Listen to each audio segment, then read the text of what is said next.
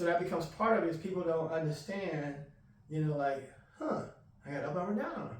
So this one go down, that one goes up. Okay, got it. This one go down. So it works in so many fashions that you can't, but people can't, I got a weak arm, strong arm.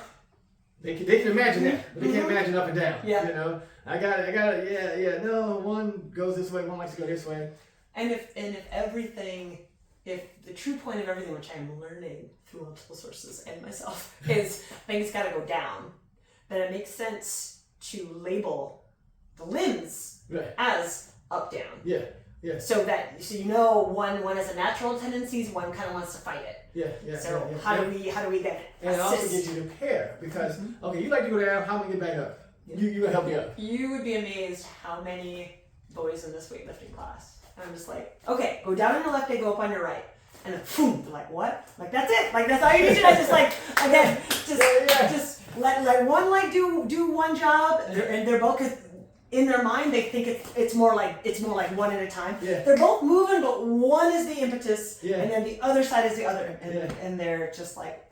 Yeah. So and even that from people understand like from a loaded standpoint, even if my down leg helps pull me down, it's so it can load the other side to do work.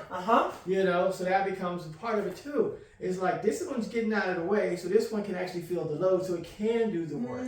That's why I see the weight shift go on when people lift weights and everything. Is that one leg's actually getting out of the way, so the other one now is loaded to take. Got it.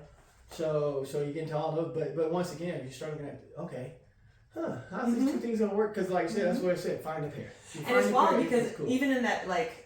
We don't have meters in our gym either, but I just worry about I wonder about their awareness. Where like they're in the bottom of a squat and they have no idea that this is happening. Right. They're just, I'm going down, I'm going up. Like, do you notice, do you feel? No. Then you point it out and they're like, oh. Yeah. So again, the awareness piece is the shift to like different behavior, different actions. Yeah. Well, even think about this here, like say a lot of times I see pelvic floor stuff, I didn't get it. I'm thinking like, that don't make sense because they talk about relaxing lengthen. Why would I do that? Because think about this. I'm trying to squat down and I'm going to relax. No, because now my support is really gone. I'm going to lengthen. No, my support is really gone. Now if you go the other way, okay, let me go this other way instead. Let me go into this thing where I'm going to actually pull this thing together. Oh, and then this thing is going to make me move. Oh, got it. Versus I relax and lengthen. Yeah, it's a collapse. It's a collapse. And you wonder why you can't get back up. Well, the real basic support you just took away for some strange reason because you thought relax and lengthen was like, no, why would I want to do that? So yeah, but that becomes the other part too. Just really understand when you look at the pictures. I don't know how people missed it. When you look at the picture, you go, no, this thing here is like. It's the king or the queen, however you want to put it. Yeah, the amount of fibers and what's going and its relation to the pelvis and the hips that you're just like, and if this is the center, what's holding that? It's not these. Right. These rubber bands. You got, so if this in there, this falls apart. Right. So this has got to keep you. Yeah. And as you move, it's got to keep you instead of like. But people, that's why people get funny because they let it go because they don't understand. They wonder why your hip just collapsed. Well, because you took the center out. And they're like, no, it's mobility. I do want my hip to collapse. I want to just like flip in and out of this. Yeah. Well, I'll show you something really cool. So, how people talk about knee joints, right? We're actually going to show you how if you disassociate the knee joint, it works even better. If you treat the femur and tibia as two separate issues, both are trying to rotate around this area. Opposite, like lengthen apart almost, or separate. Okay. Yeah. This is from my mom. She's coming, and I'm like, I got an idea for your knee joint, but this is the same thing I was thinking, so I'm going to get instruction. So think about it this way here, and this is kind of cool. So we'll actually just have you. You can put one leg in front, and you're just gonna fold it. Just gonna, kind of just go on that leg. Yeah, that's what most people will do. Okay. So instead, now what you're gonna do is you're gonna take your thigh. You're gonna try and pull your thigh up. Okay. As the tibia drops.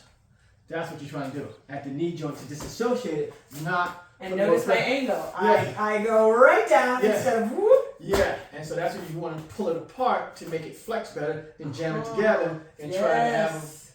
So even if I'm running, I'm actually going to take this part here because again, because I got these cool joints up in here, they can actually pull this up to make that go that way.